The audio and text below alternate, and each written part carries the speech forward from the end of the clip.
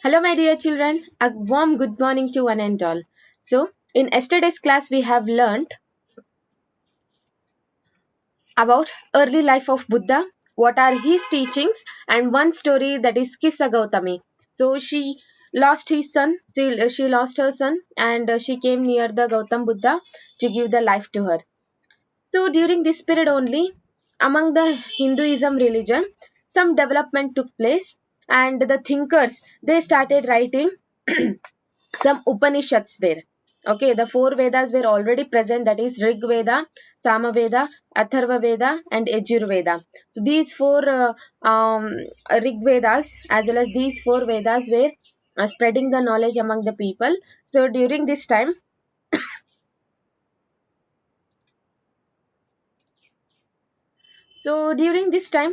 some people, some new questions were being arised. Okay, to that were very famous during the period of Gautam Buddha and his preaching.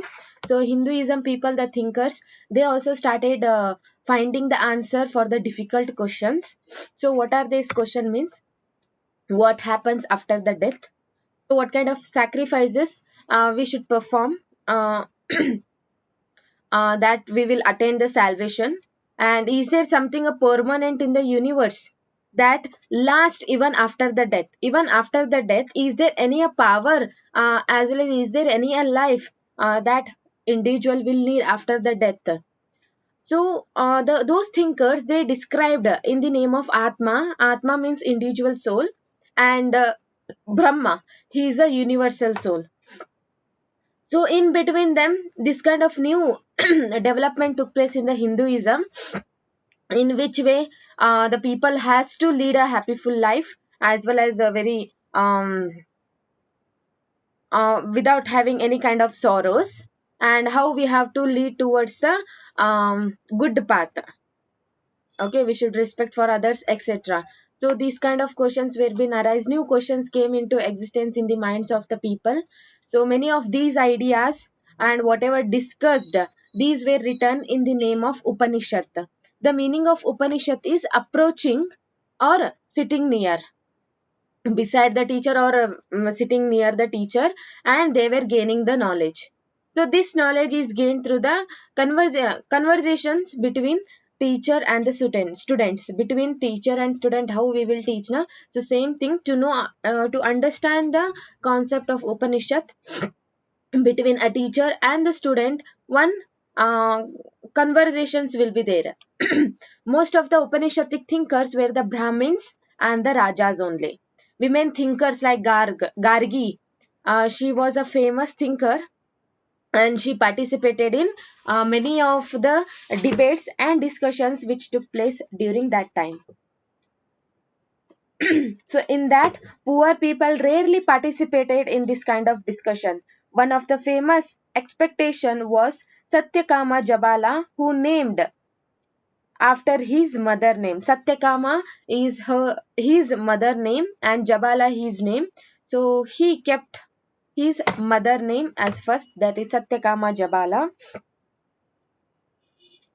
And the slave woman of Jabali. She was a slave woman of Jabali, and he had a deep desire to learn about reality, what accept as a student by the Brahmin teacher named Gautama, and became one of the best known thinkers during that time.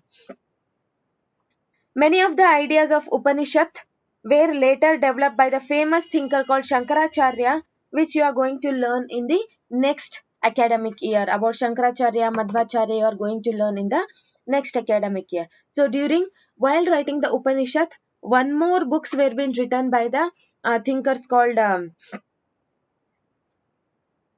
thinker called Panini.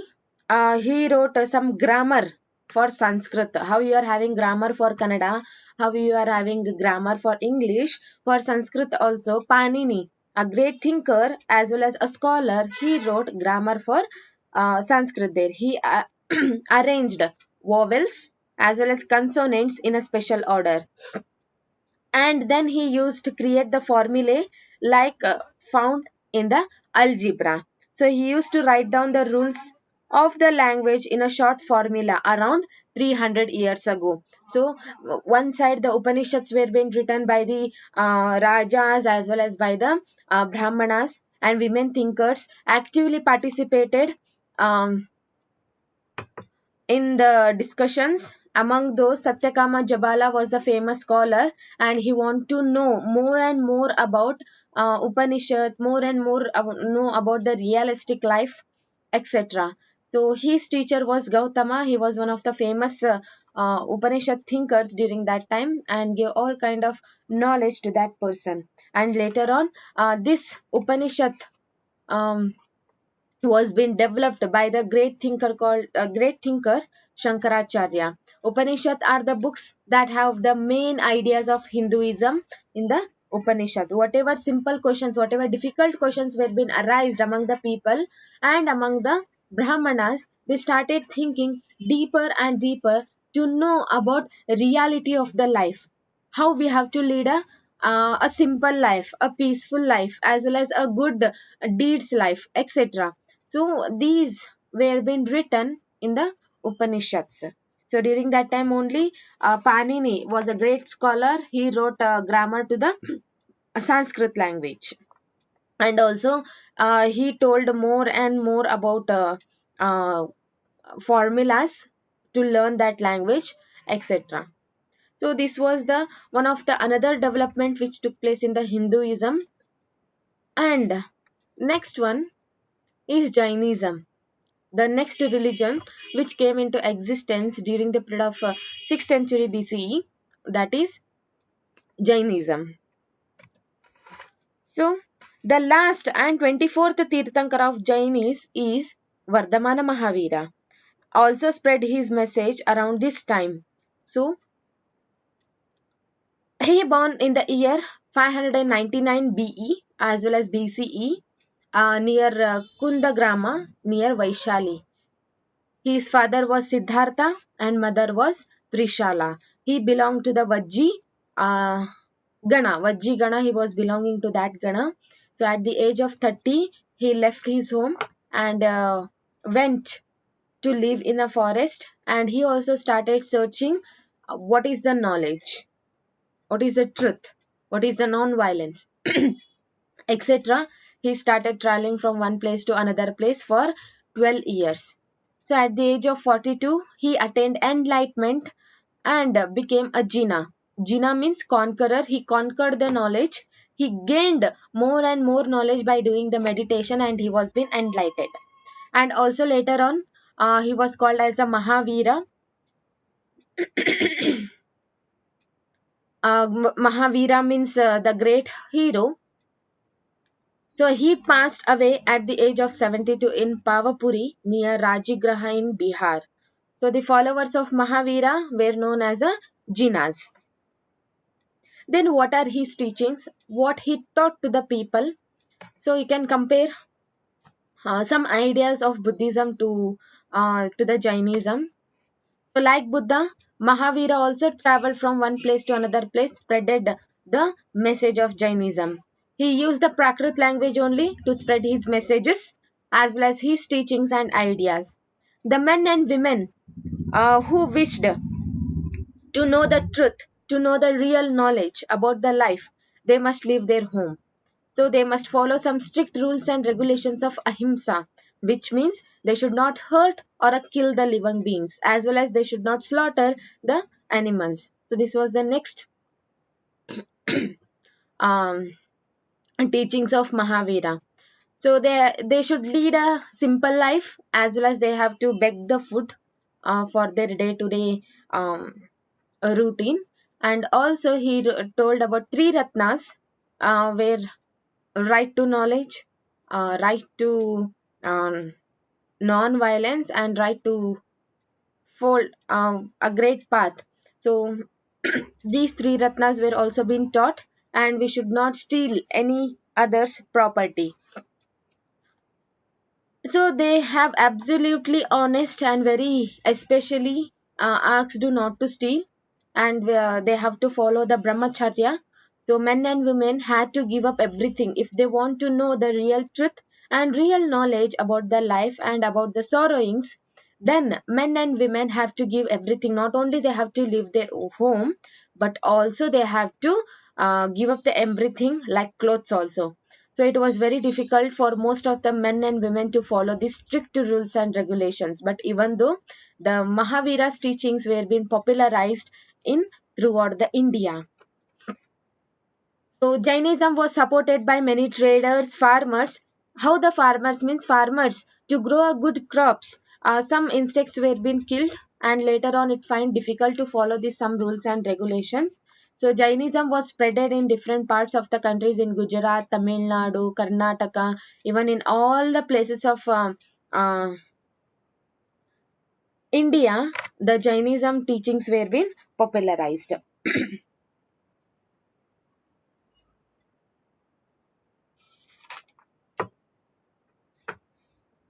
So moving towards next one, that is Sangha.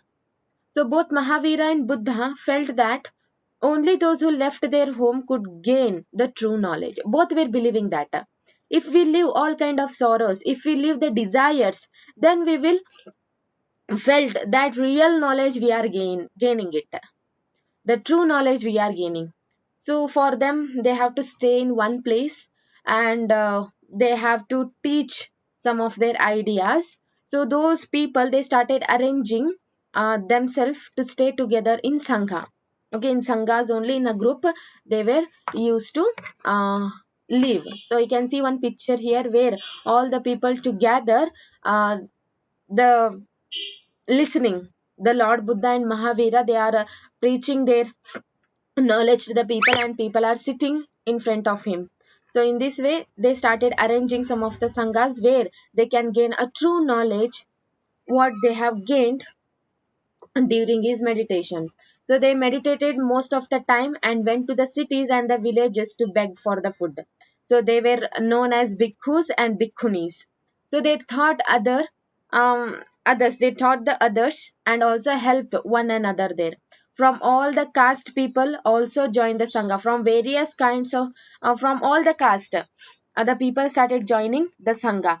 Brahmins were being there, Kshatriyas, merchants, laborers, barbarers, slave people, many of them, they started joining the sangha. They started gaining the knowledge, the what are the teachings and ideas of Buddha and Mahavira, and also some of the thinkers. They started composing some beautiful poems and describing their life in the sangha. So in this way, for the um, teachings as well as for the preaching for the common people, the sanghas were being came into existence where all the saints, the monks as well as the nuns, these were the saints and the sannyasigalu. So they started living in one together. They were living in a group. So in this way, they were leading a group life during that time. So this is the picture of sangha I have shown. So next, if we move towards monasteries. Okay, so the next one is monastery. We can call it as a mathas. Okay, later on, when the people started, um, began to preach the teachings and the ideas of Buddha and Mahavira for the long time, um, in the name of Sangha, they started living together. Okay, and throughout the year, they were teaching towards the people. So during the rainy season, they have to stay in one place because at that time it was very difficult to travel from one place to another place during the rainy season.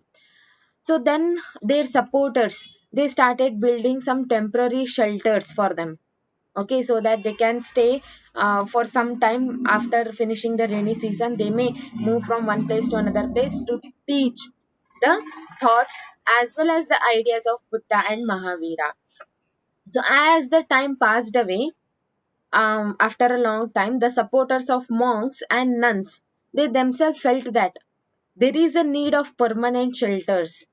Okay, so how we are living in house.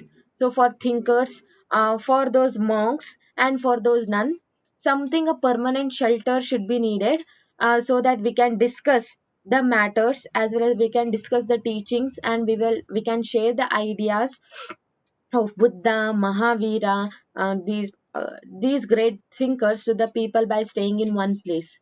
So after that, they started making some permanent shelters. Later on, they called as a monasteries were being built. They were also known as a viharas, where the monks and the nuns, they were living in one place.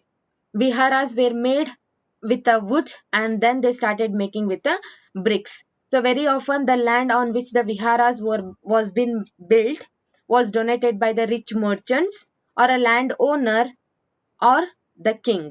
So these people, they were giving the support to the Buddhist people and Jain people to follow, as well as to stay for a long time. So the local people, they used to come in with them with a gift like food, clothing, medicines for the monks and nuns, because they were traveling from one place to another place. So in this way, the monasteries were being started constructing during that time. You can see the picture of monastery. So in this way, they started constructing some monasteries to share the ideas, to spread the knowledge about Buddha and Mahavira by staying in one permanent place.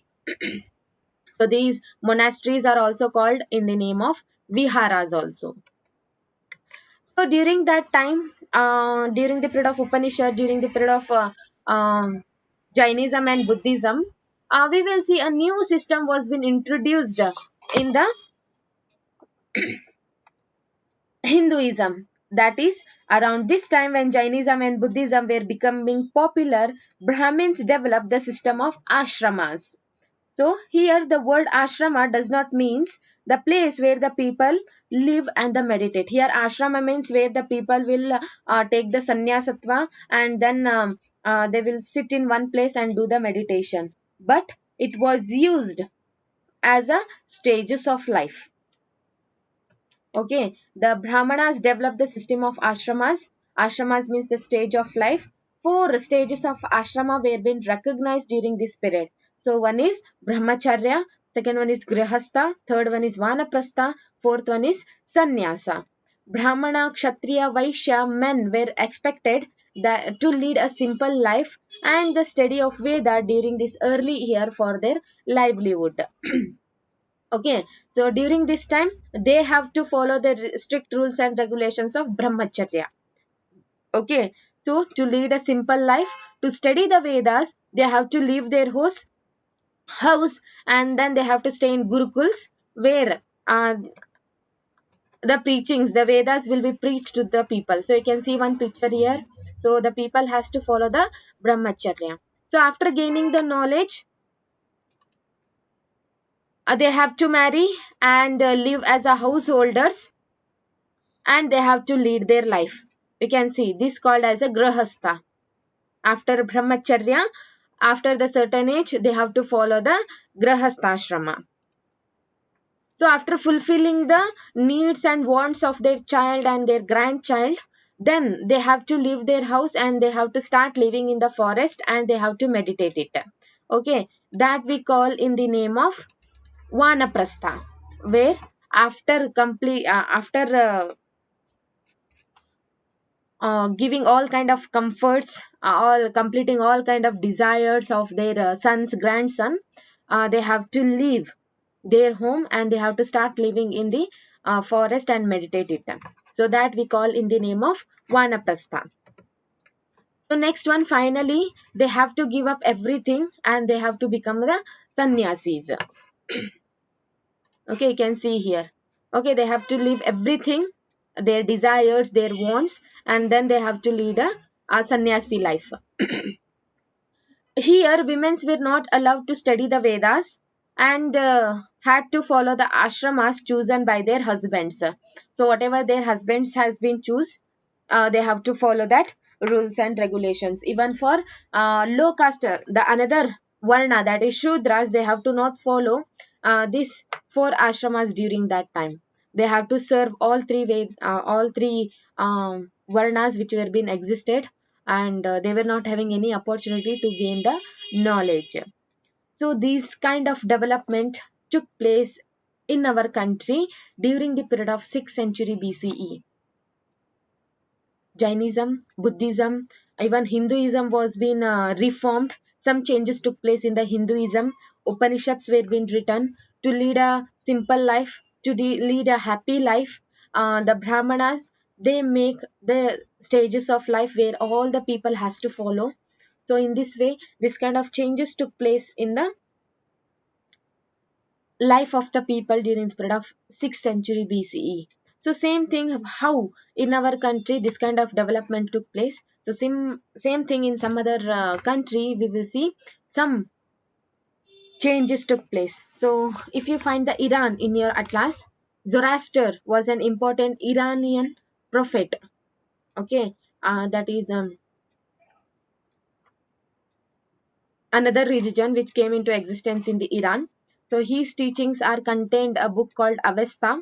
The language of Avesta was in a common language and it was very similar to those of Vedas. How the Vedas we are um, considering it as a holy books as well as the knowledge book. Same thing, Avesta was also considered as a knowledge book there. So the basic teachings of Zoroaster are contained to the good thoughts, good words, and good deeds. You have already seen the Buddha and Mahavira was being given these teachings to the Indian people, and later on, his teachings were spread all over the coastal town in the Iran, and some of them they started settle down in our country, mainly in Gujarat and Maharashtra. Their ancestor at present situation we call in the name of Parsis. Okay, Zoroaster he was another Iranian prophet who started his own followers during that time. So it was spreaded entire place in Iran, and afterwards slowly gradually after more thousand years the Zoroastrian became the major religion in the Iran country. Later on, some Zoroastrian they started migrating. Why they started migrating means if even other people should also come to know their teachings of the founder of that religion. So people started migrating from one place to another place. They settled down life in our country also, and they started preaching the teachings of Zoroaster there. So at present situation we call in the name of Parsi. So in this way during how the